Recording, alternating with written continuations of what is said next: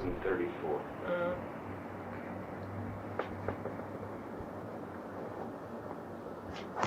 So when you left, so when you were through with that, then you were through with Did I say 34? 34. Oh, yeah. Yeah, because Margie was born in 32.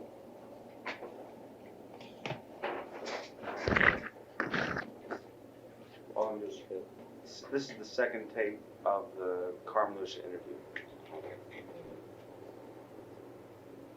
Am I talking too much? No. I'm sorry. Great. I think it's really good. No. So most of what we have is official history, Everything is pretty, everything is neat. And it really helps to have somebody who really went through it with an open eye and remembers it well, like you do. And when somebody comes in to do some research, and let me turn this off. Okay, we're talking about when you left the Amalgamated, after the Albany strike. Yeah. Well, then for a while. How long was I home? It was in 1935. What year are we now? We think 34. Yeah. Well, I was, I didn't lose any time because I had to work. My husband was ill for 7 years, And, after the beating in Chicago, that's a beating in Chicago, somebody came to see me from the millinery union. They heard, that a woman was beaten up. I had a lot of visitors in the hospital that time, and I was beaten up. And this girl said, she was in New York, the vice president from the millinery union, Lucy Oppenheim, said, why don't you come to New York,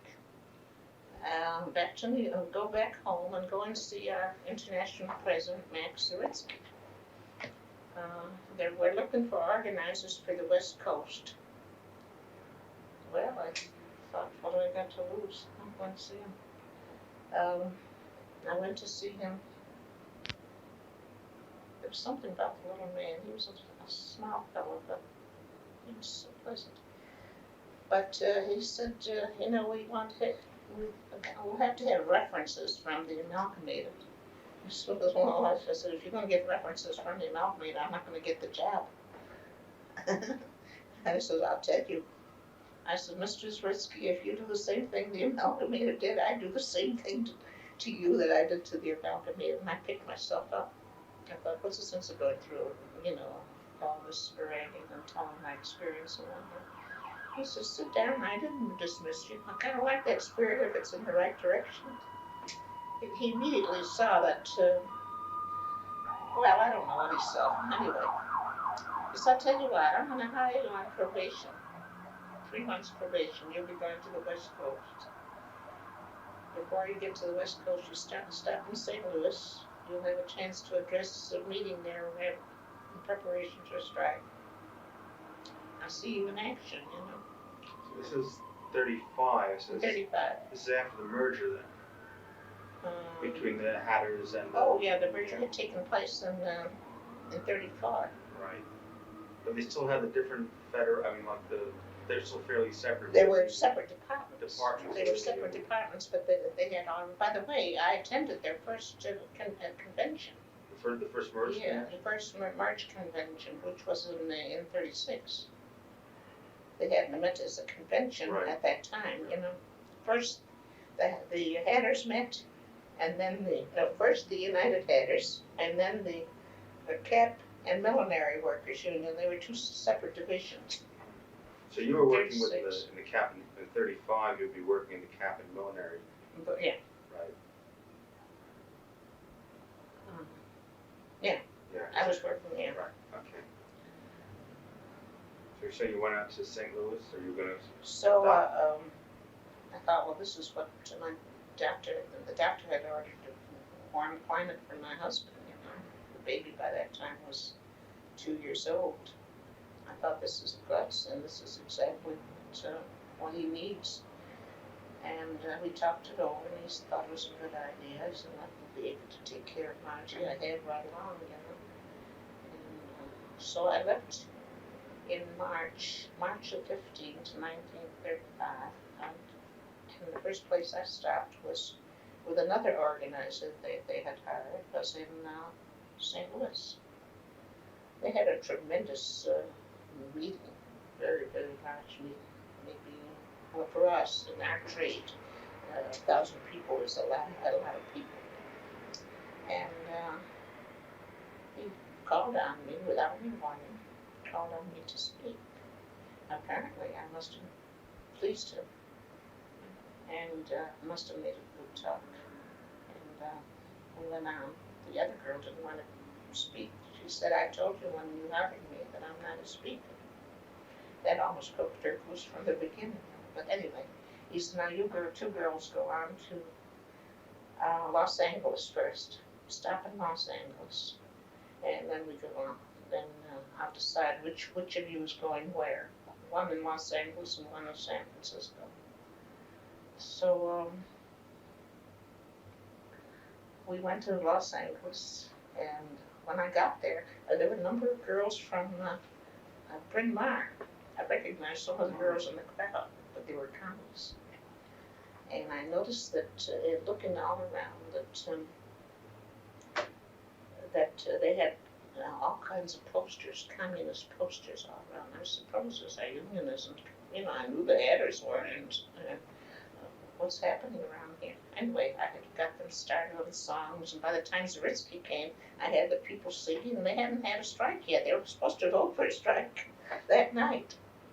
And I mimeographed, they had a mimeograph machine, and right away mimeographed some songs and got them out. Well, it was decided, he had decided that I was going down to San Francisco, and that the other girl, I forgot her name, was going to stay in Los Angeles. But when he met with the board after the meeting, the executive board of the Los Angeles local, they said, no, we'd like to have Carmen stay, because she right away got acquainted with the girls, and he said, we need somebody like that. So he said, all right. So he called and said, well, for a while you're going to stay here for the strike. Okay, so I stayed for the strike, and I have all the clippings on the strike. There were about 1,200 military workers called out on the strike. It was a very, very rough strike. We had the Red Squad to contend with. I couldn't even breathe, on the picket line without being yanked in jail.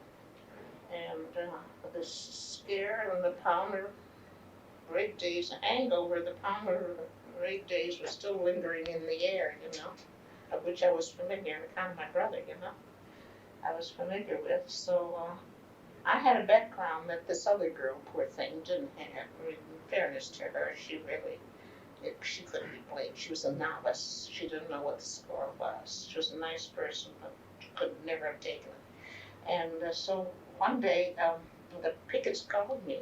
They said, Carmen, whatever her name is, I can't think of it.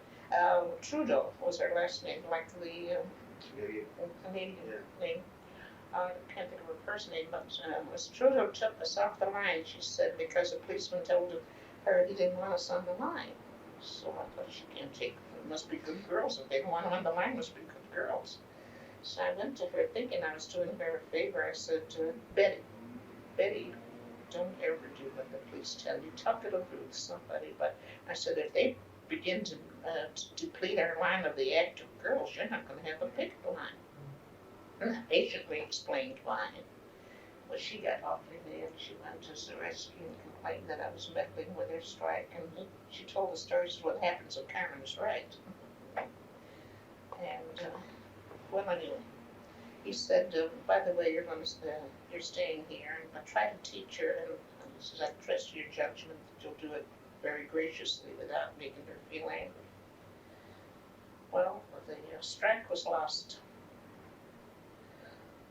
People went back, and the association was very, very strong. The Military Manufacturers Association, they poured money in left and right.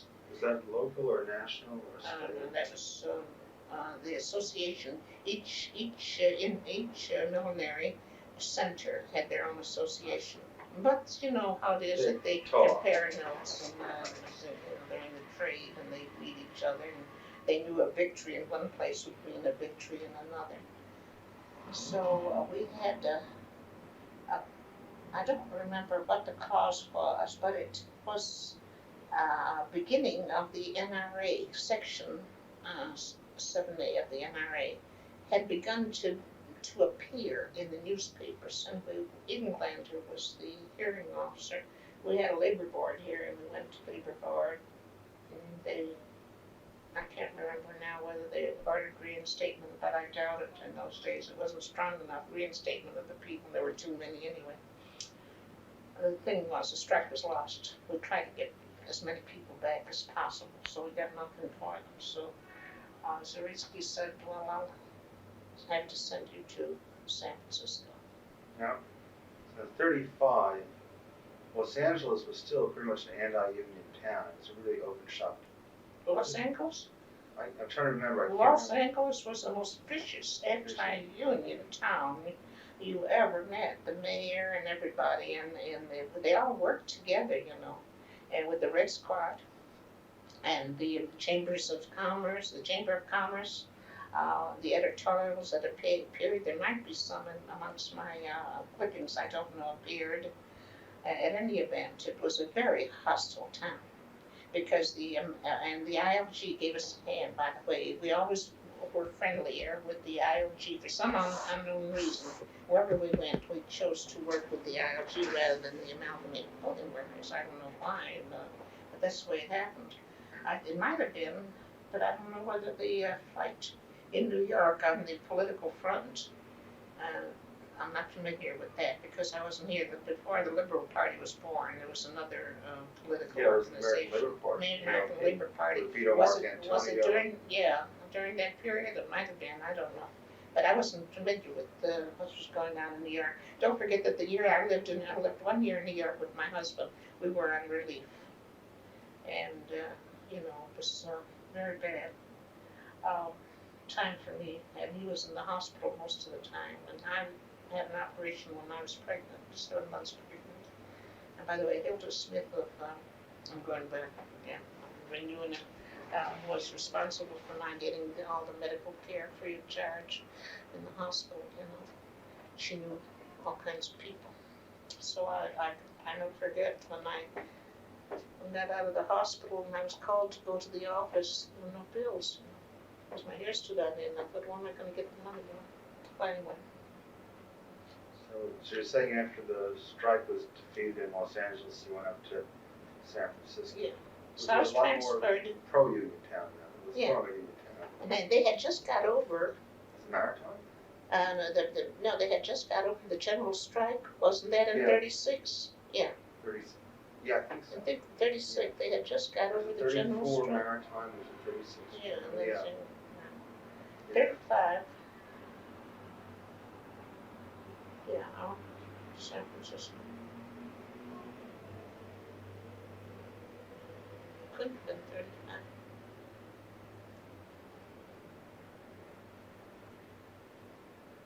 Yeah, must have been 35, yeah. I should have put all those dates down. See, that's what I tried to do, but I only finished this. You have no idea what chaos this was all in. It was thrown in a heap. Yeah. It took a long, long time to do that. And then some of them got cut up, and I didn't know where it belonged in which place and so forth.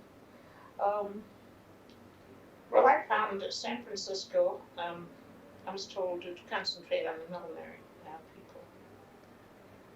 I had pretty good luck in San Francisco. The people were of a different type and variety. And San Francisco already had its general strike, and they knew it's an old union town. And the Wobblies had been there. They were very active at one time on the West Coast.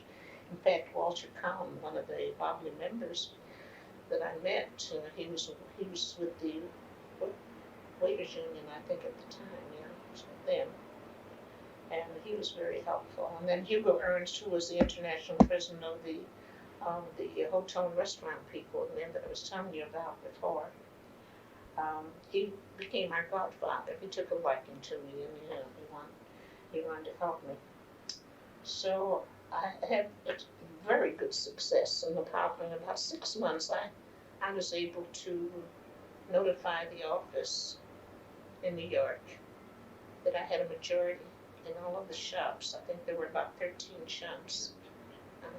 Now only the girls. I mean, only the boys. I felt that if I could pull out the blockers, who were the main workers in the shop, key people, if I could pull out the men, the girls couldn't work anyway.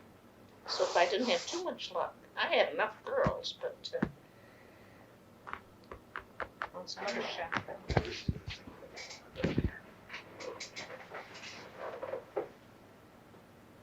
So how did, when you, So I had trouble with the San Francisco Labor Council. They were having an internecine fight. Harry Bridges was, very active on the West Coast, very articulate. I didn't care for him, by the way. And many a fight afterwards with him. I admired what he had done, but I didn't admire some of his tactics toward the people who had helped him. And but this Vandeleur, who was head of the San Francisco Labor Council, tried to speak for our union. Every time I'd make an announcement in the press, he'd counteract it. So I didn't like it, I didn't know at the time that Harry Bridges didn't like him either, and that he had quite an opposition against him. To turn out that Harry Bridges was right in this instance. And so I got up one time at the board at the San Francisco Labor Council. I immediately made myself a delegate, to the council. And because, it was a beautiful time. What speeches I heard in that San Francisco Labor Council, I'll never forget. Real beautiful speeches. It was like a forum, that I learned so much from all of them. And then they had Jenny Matius, who was the vice president of the International Union of the ILG. She was the international vice president, and she was tremendous. A very wonderful person. Matius? Matius, M-A-T Charters, now her name is. M-A-T-Y-A-S, but she was Jenny Matius, a little bit of a thing, but she was full of dynamite. She represented the ILG. She's on the West Coast. Where did she die? I think she's in the West Coast. I mean, she's out of the organization a long time. She retired. So you say that you were very successful in the San Francisco organizing. Yeah, organizing. I'm sorry, I'm deviating. Yeah. So I decided that the strike would be called. Now, according to our international constitution, you have to get consent from the international union. I thought if I call them up and tell them I'm going to call a strike on labor the day after Labor Day, I'm going to be in trouble. They won't give it to me, and I can't hold them. So I take a chance.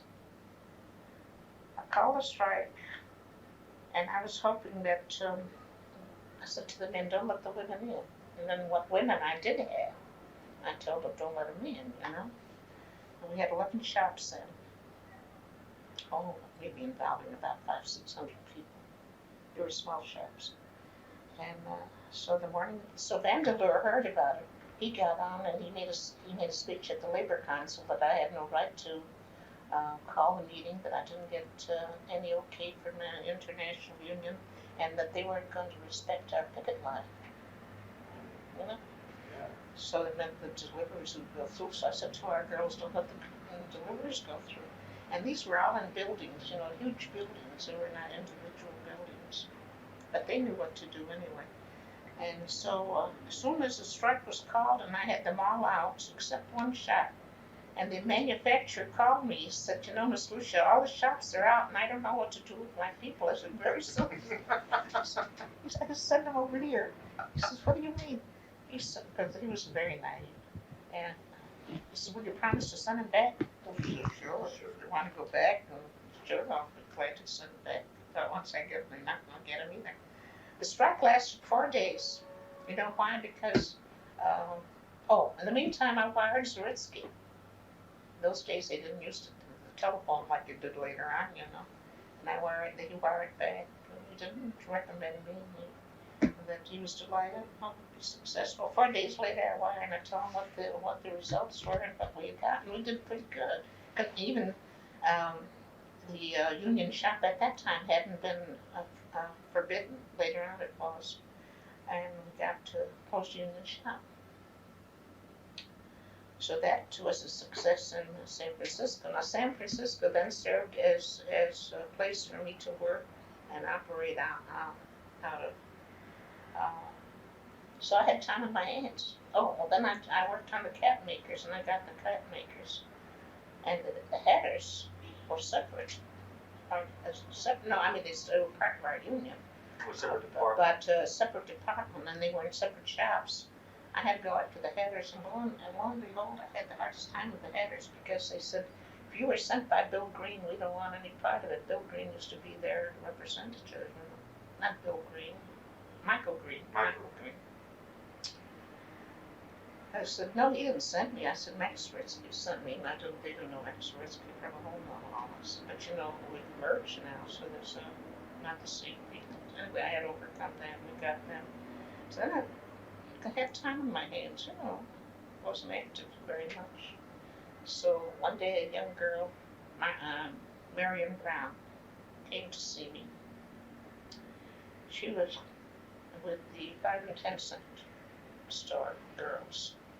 The warehousemen's union had been on strike, and she didn't go in. She wanted to respect the line, and she and several other girls were fired when the warehousemen settled their strike, and they couldn't get Marion back, which I thought was pretty bad. You know, they could have, especially because they were supposed to be get her bridges right.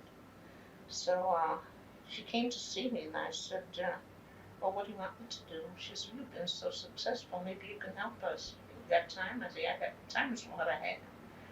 She said, could you help us in the 5 and 10s? I said, sure. Get a leaflet out. I used to love to make leaflets. By the way, I have those for you. Yeah, I saw a bunch of them.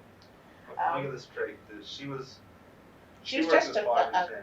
just a girl who had worked in the 5 and 10 and the warehouseman had gone on strike. Yeah.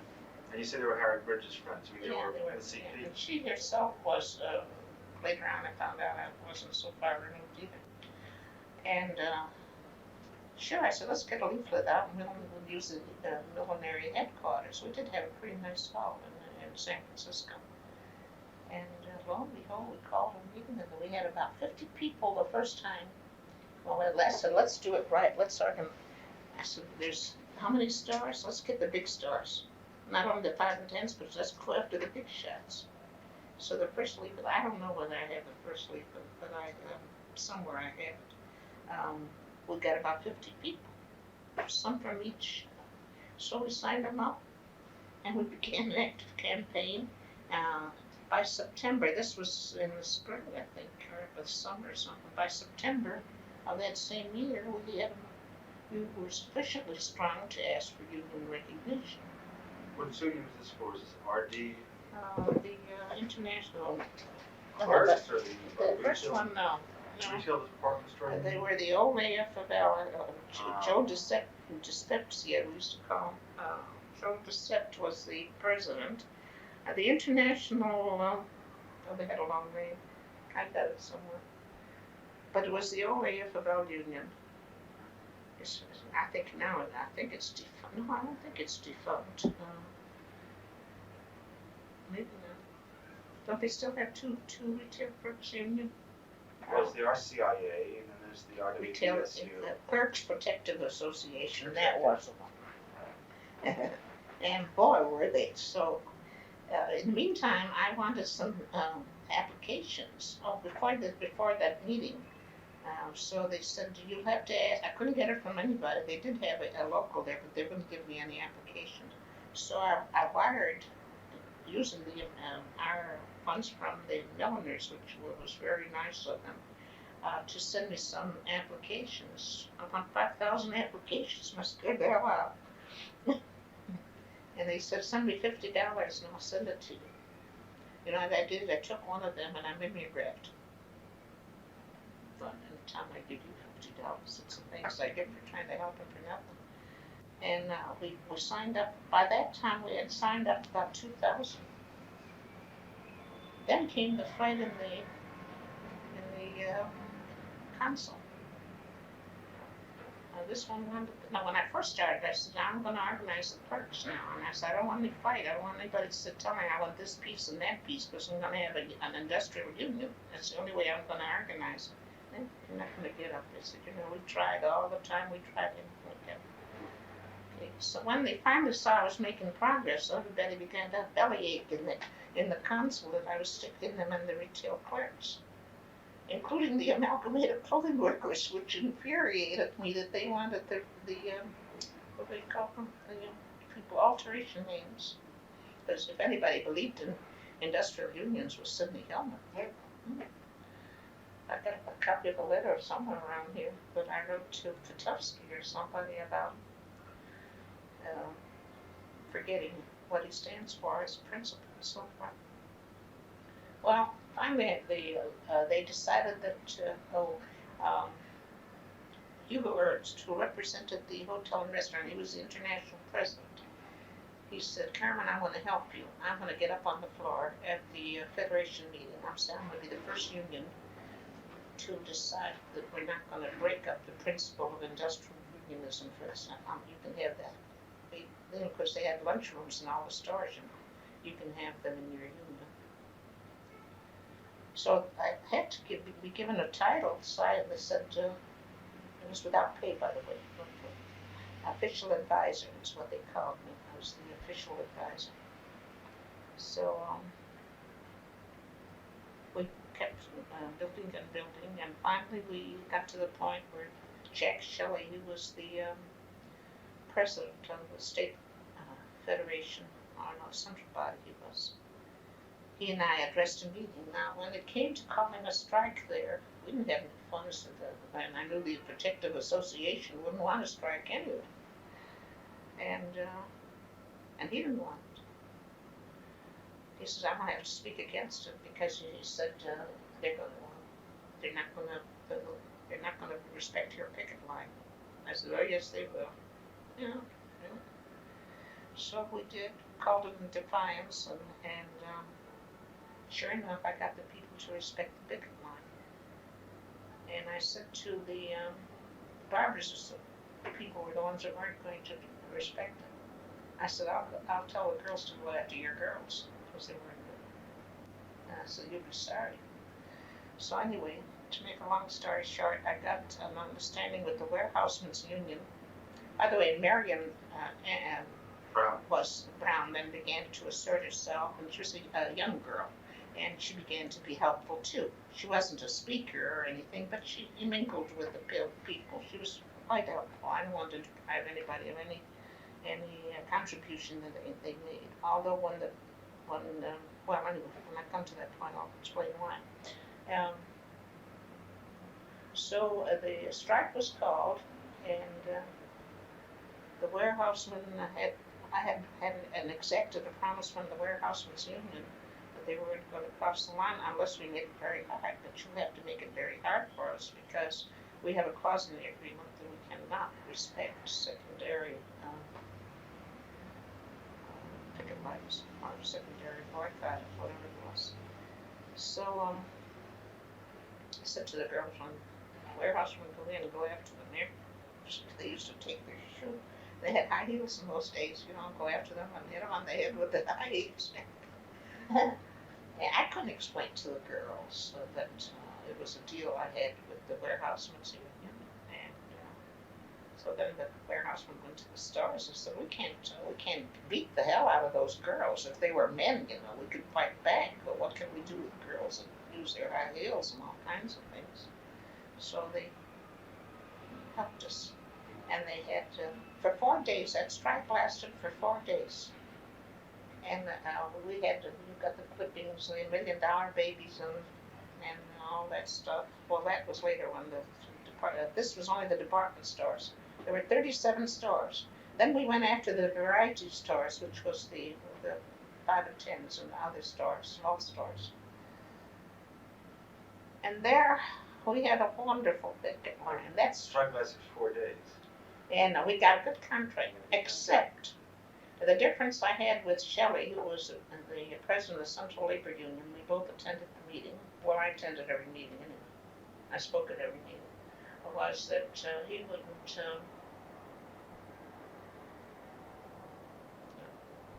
I'm sorry, I'm mixed up.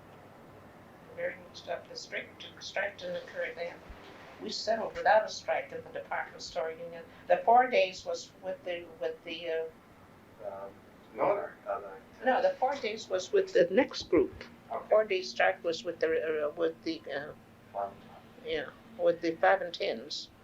This one in the department store union, which involved about 37, 57 stores, I don't know, I forgot, all the major stores in the city, was a fight between me and Shelley as to who could manage to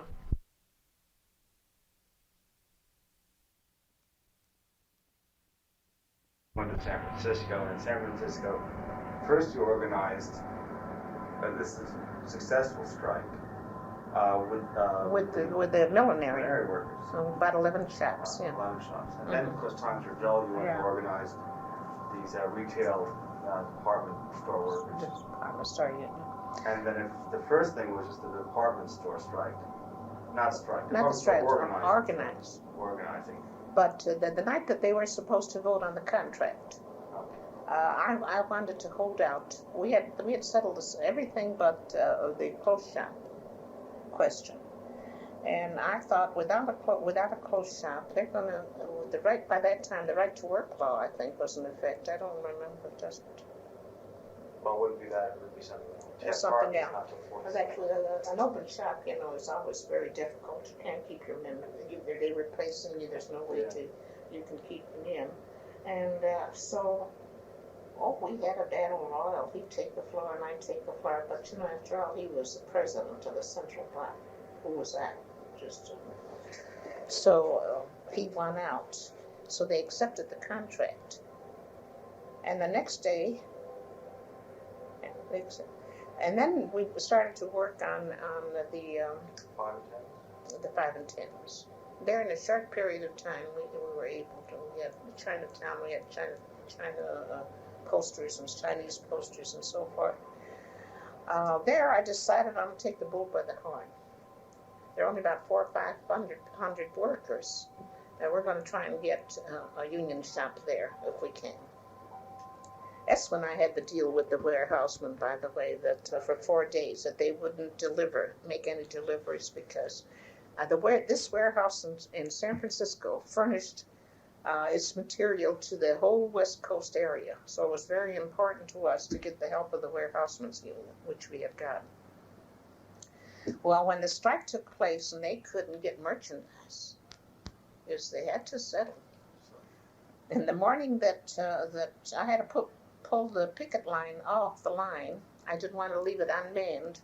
I asked Hugh Ernst and several of the friends I had in the movement to replace the pickets with some other people while we were holding our meeting. It was on Friday the 13th, and 1936 or 37, and 36. So when the girls came, most of them were girls, very few men. The girls came in, what's all the excitement about? Nobody had been told. Just meeting that we had a conference the day before, we're going to give you a report. I told the committee who had sat in with me, don't mention it to the girls, let's surprise them.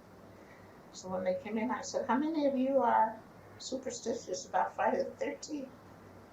All their hands went up. Well, I said, this is not Friday the 13th.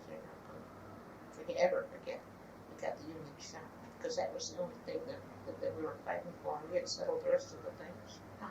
The pandemonium broke loose. They began to sing and to shout and to stamp their feet and cried and what have you, just all the human emotions imaginable.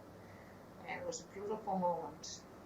And the next Wednesday we had a meeting of the local 1100, which was embraced all of the 5 and 10s and the other stars. I had the girls all dressed up in white with red sashes, and I had them in the back room waiting for them to come in when we give it the signal from the platform. You come in saying, we shall not be moved, that time we like just like the tree that's planted by the water. That's one of our favorite songs, you know. And they came in singing, and it was a beautiful sight. It made shame the department store union who didn't have the guts to stick up for the same thing, the same principle. So that was the department store union. Now, then you know, I had dental work. Even bank tellers came to ask me if I would help them, and I did. Eyeglasses and pocketbook workers. I have some clippings on the pocketbook. So I kept going, you know. So there is.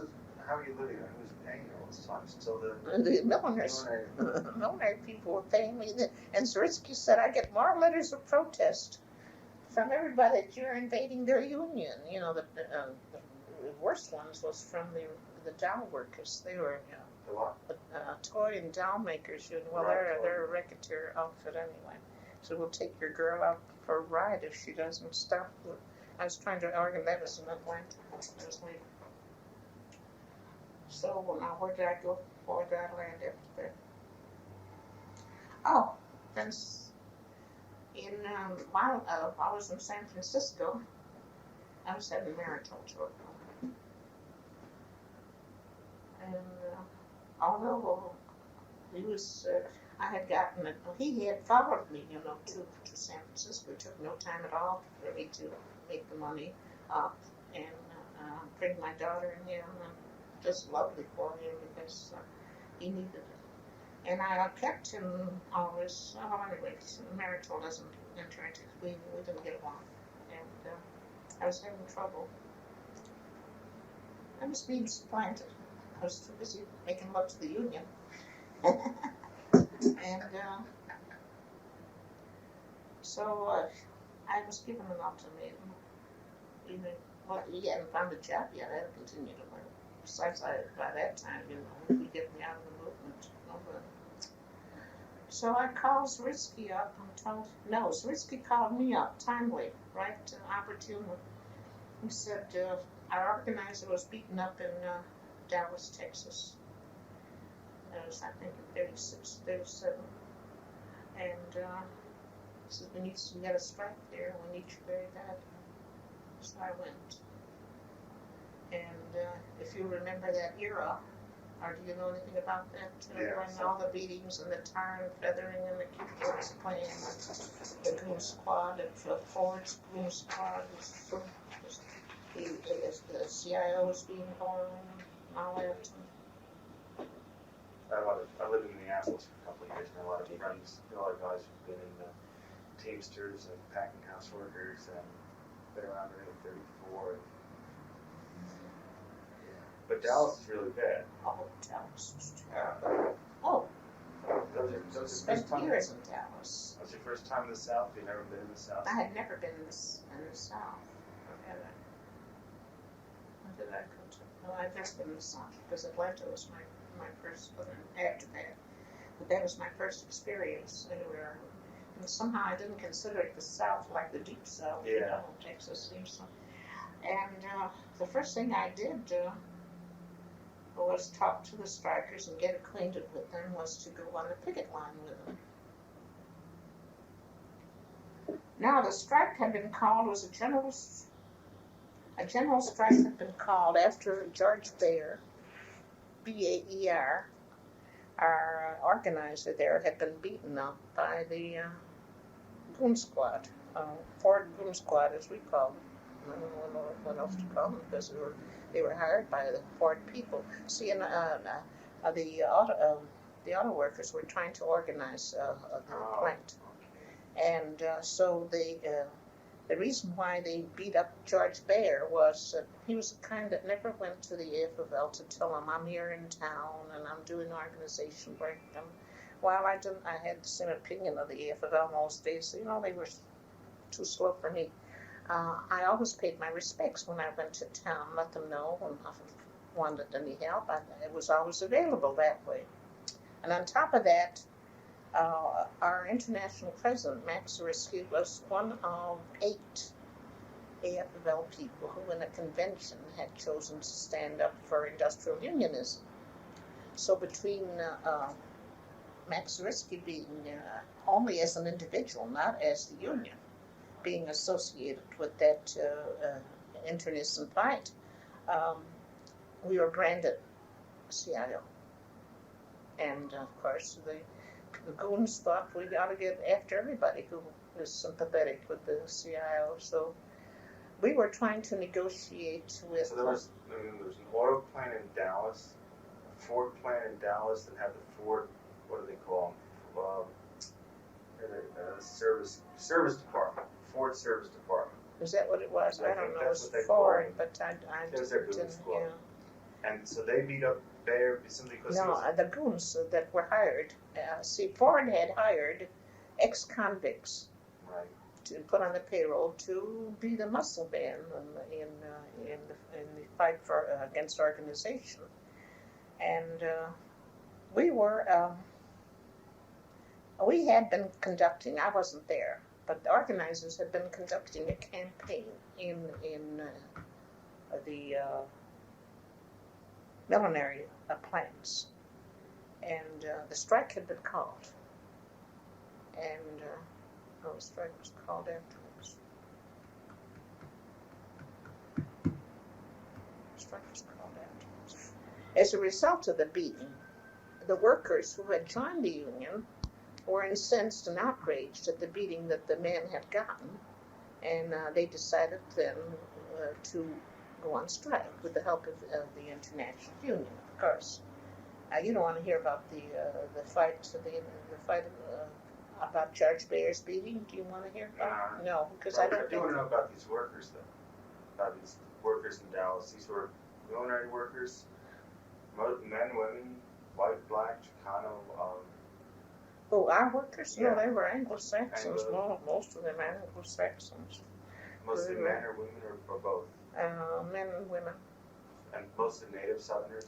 Oh, yes, most of them. We had very few. Did I get through with the?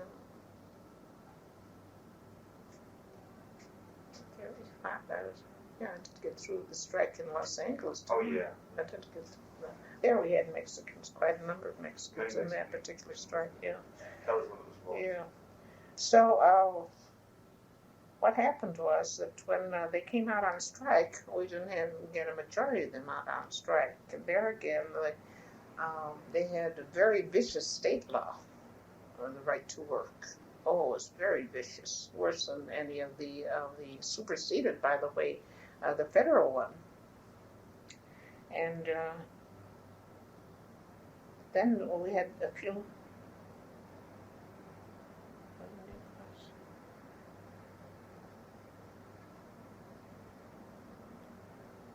No, I don't think there were any makers. I'm trying to think. Oh, that was no one there. A different time. Anyway, what happened was that during the day, some of the people would picket, and we didn't know that. We didn't take the picket lines at night. We just assumed nobody would work, didn't man them. They picket during the day and go to scab at night. Good many of the men. But we didn't know that, And so, of course, it killed the strike, because when the men go to work in millinery, they're your key people. The other, the sewing, was incidental, machine work. So we lost the strike. Yeah, these are people without any union tradition, with no history of union. No. Without what? Without a history of unionism? No, they didn't know. They were very new.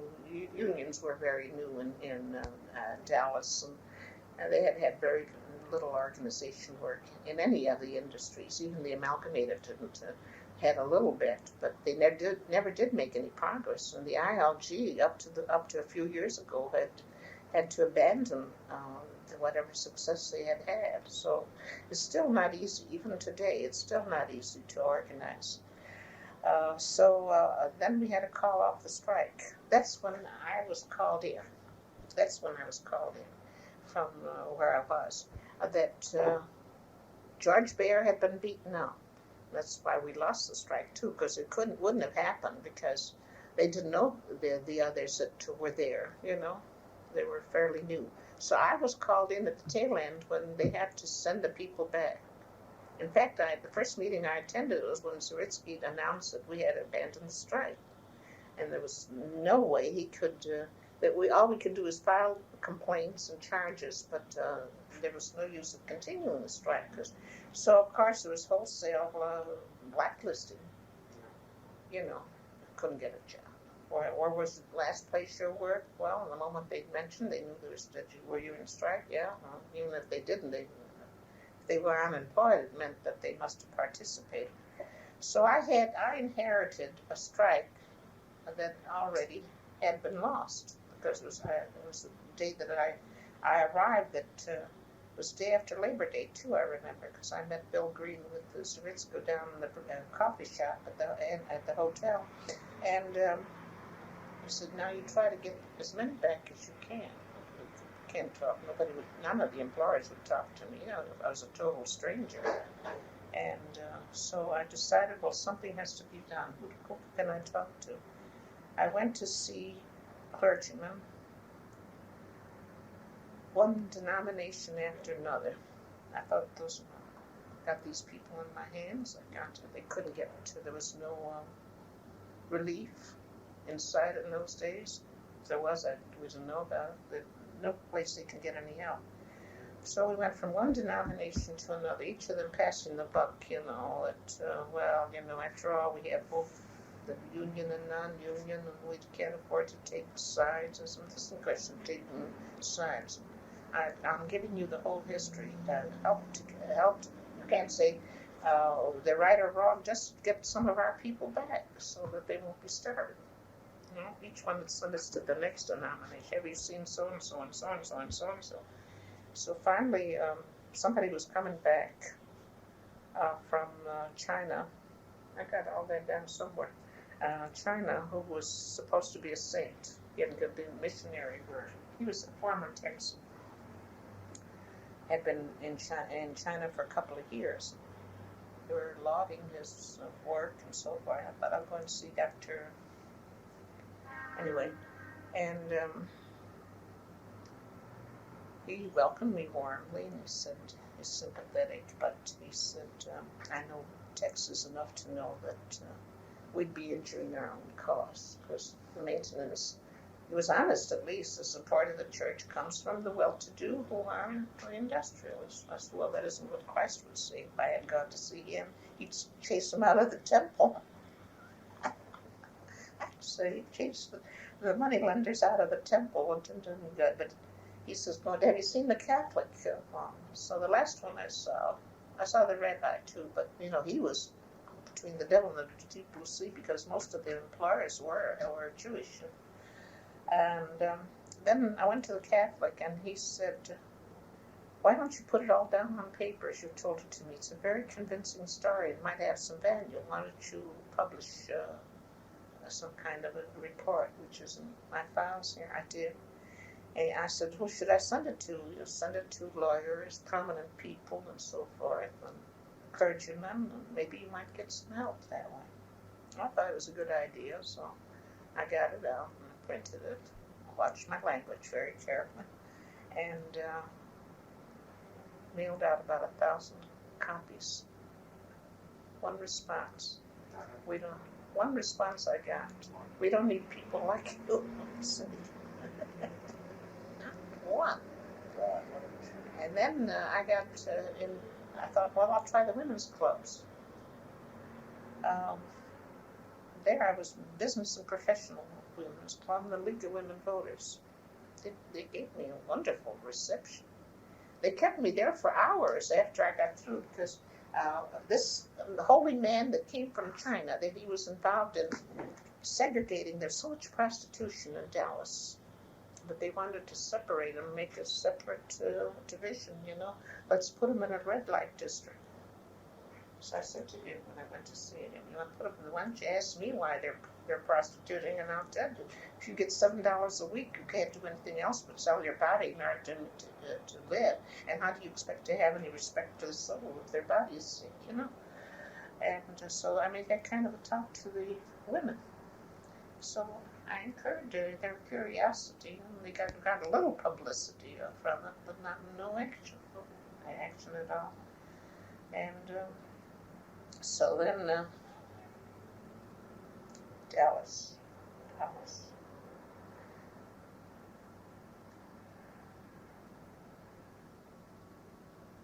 I'm trying to think when we had another strike, but that I think was years later.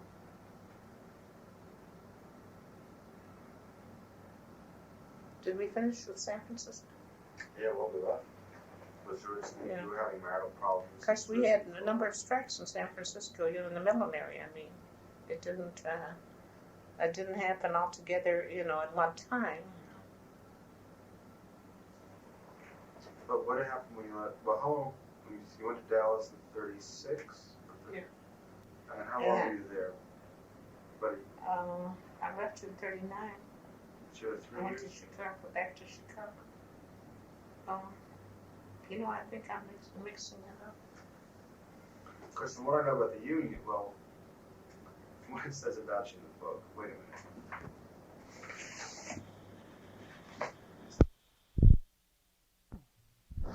Let's go back to where I left off, because I've forgotten by this time. Well, you're talking about Dallas. Sorry. One second. Dallas and Bear being beaten. Yeah. And Bayer.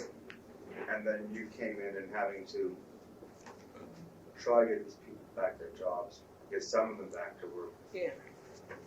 And then I went to see Truett, Reverend Truett.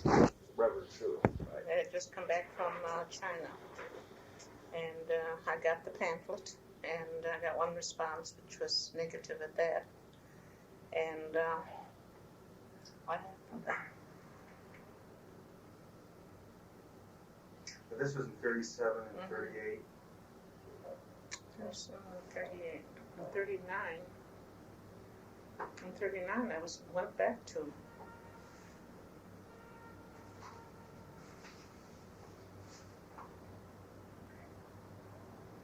Well, there was nothing I could. Oh, they had the hearing. The hearing lasted a long time. Labor Board hearing on that case because it involved the beating of all the beatings that took place on at that era, which was the period of 35.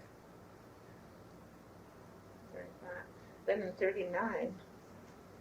What did I do between that and 37? Oh, I went to Chicago.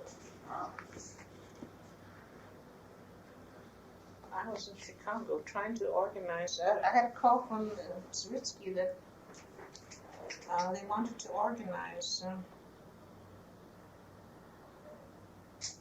Must have been after this.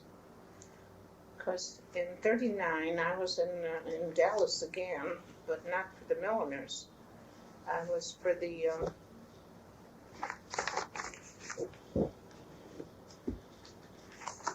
When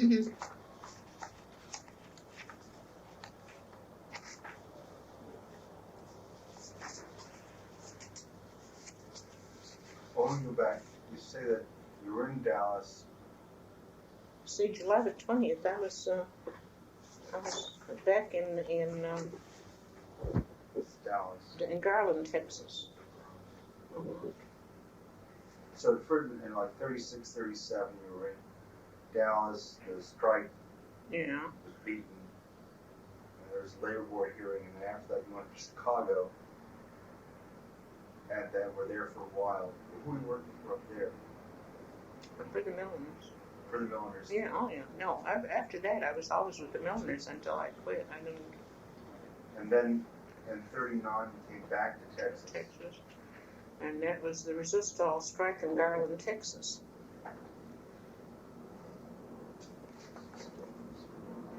I can see resistol here. Yeah. In the back there.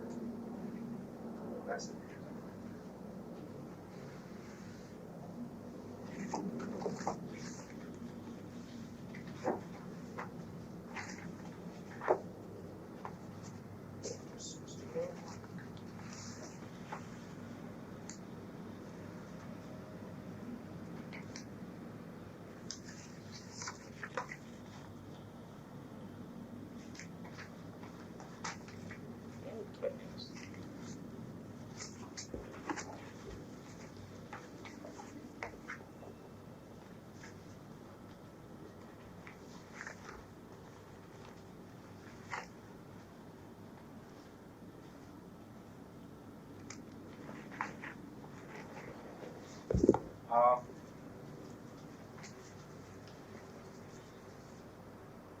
Well, as a result of a young man, Arvel Inge, who came out of the millinery strike, and I trained him to be an organizer.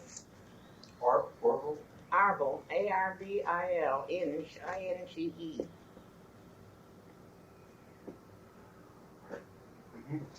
He developed very well. He's no longer with us. He's with the Chemical Workers Union. But he was left after I left the millinery situation there. He was left to take a charge, and somebody came to him from the Resistol hat company and said that they wanted to be organized. So he notified the International about it. Renewal of Hatters Union efforts seen, and he sent me down to see what could be done. He had already had one meeting and with the people, and he was of the impression that he had full control of them. Well, I took his word for it. So we called a strike, and I think he meant well, and it was my fault as much as his was. Well, the way I'm saying it sounds as though I'm trying to blame him. I don't mean that at all. He was a very fine person. The morning of the strike, see, the headquarters, the building was way inside in private property. So in order to get it there, you had a trespass, like the story will tell you. So I got there real early, and I got on the platform, and I had a loudspeaker, and I kept telling the people to go out and we'll have a meeting and blah blah blah. And while I was having good luck, they were all turning back and going out. I said, I said to Arvel, you catch them as they come out and bring them to the holdup so we could bring them to the headquarters. Well, we couldn't get headquarters. Nobody would give us a meeting place, and it was a little bit of a town, and nobody wanted us. So he said, we'll go to the park. There's a park nearby. And while I was talking and having luck, Mr. whatever his name was, the employer, Mr. Rownick, came, and he got on the platform with me, both of us screaming on the top of our voice. Don't listen to this woman, she'll get you in trouble, and all she cares is about your dues, she's protecting her job, and so forth. Well, the voice of the bosses was always louder, so we didn't get as many people as we had hoped, but we got the sanction from the International for the strike, and we continued the strike. But they were ill prepared for it. There wasn't enough. See, in organization work, it's very important while you're doing the organizing work to prepare them of the eventuality of a strike and what it would mean. Point out all the hazards and the risks that they take. Then they're prepared for it, you see. Well, of course, I didn't have time. I arrived there the day before, and so they weren't prepared for it. They wished us well. They'd go through the picket line and say, I hope you succeed. Good luck. Well, yeah, for them. That's one thing on the picket line, though. I never lose my temper. I could be the sweetest person to someone because I always feel someday I'm going to have to talk to that person, that individual. So even the scabs, and I hate them like poison, was an effort for me to be nice to them, but I made it a point to be nice to them. So we lost the strike, and then there were labor board cases, and we tried to get our people reinstated. We got some of them reinstated to a certain extent, but the town was against us. It's a little bit of a town, which, by the way, has grown as a suburb. It's a large suburb now of Dallas. And the only factory that was in there was a pickle factory. You can imagine the hat factory that employed about, I would say, maybe about 200 people. Maybe they look like 200 now, I don't know. But at least 100, 150 people was the largest factory that they had. Main source of income. You couldn't blame them in a way, And he threatened, the Resistol had come from Orange, New Jersey. He had left Orange, New Jersey to get out of the Union, and here the Union was after him again. Well, they fought us tooth and nail. And